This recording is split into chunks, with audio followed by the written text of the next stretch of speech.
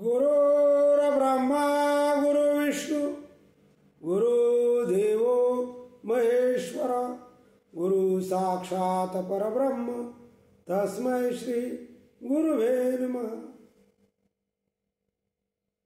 रामकृष्ण हरी. चला ऐकूयात ज्ञानेश्वरीचं एक पान.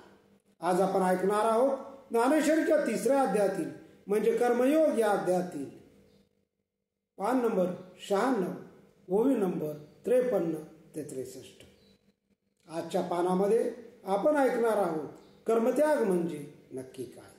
तर लक्ष देऊन ऐकूयात आजचं हे पान. जव प्रकृतीचे अधिष्ठान तव सांडी मांडी हे अज्ञान, जे चेष्टा ते गुणाधीन आपैसी असे. जोपर्यंत जीवाला प्राकृत शरीराचा आधार आहे तोपर्यंत कर्माचा स्वीकार अथवा त्याग करतो हे म्हणणे मूर्खपणाचे आहे. क्रियाशील असणे हे स्वाभाविक प्रकृती कार्य 3 गुणांच्या अंकित असते. देखे विहित कर्म जे तुले ते सळे जरी ओसंडिले, तरी स्वभाव काय निमाले इंद्रियांचे.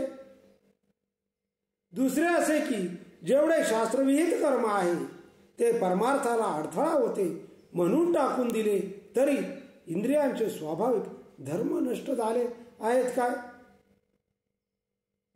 सांगे श्रवणी ऐकावे ठेले, के नेत्रीचे तेज गेले, हे नासरंध्रे बुझाले परिमळून गे.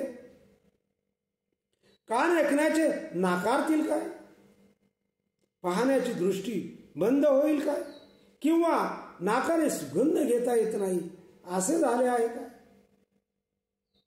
ना तरी प्राणापान गती की निर्विकल्प जाहली मती, की क्षुधा तुषादी आरती कुंटलिया.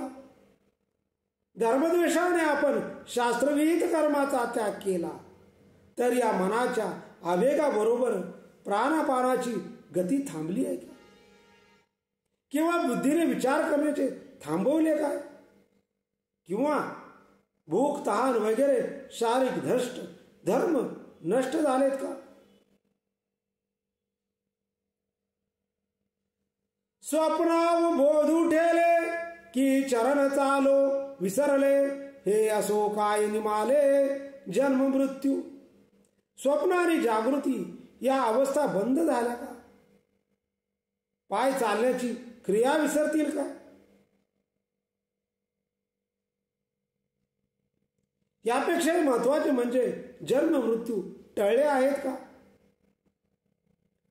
हे न ठेकेची जरी काही तरी सांडिले ते काही, म्हणून कर्म त्यागू नाही प्रकृती म्हणता. या सर्व गोष्टींपैकी कोणतीही गोष्ट बंद पडत नाही, मग त्याग केला तो कशाचा. म्हणून जड प्रकृतीशी संबंध असल्यामुळे प्राकृतिक गुणांनी युक्त झालेल्या पुरुषाला कर्मत्याग करता येत नाही. कर्म पराधीन बने निपजतसे प्रकृती गुणे, येरी धरी मोकली अंतःकरणे वाहिजे वाया. जड प्रकृतीच्या स्वभाव सामर्थ्याने प्रकृतीजन्य गुणाप्रमाणे त्रिविध कर्म त्याच्याकडून घडते.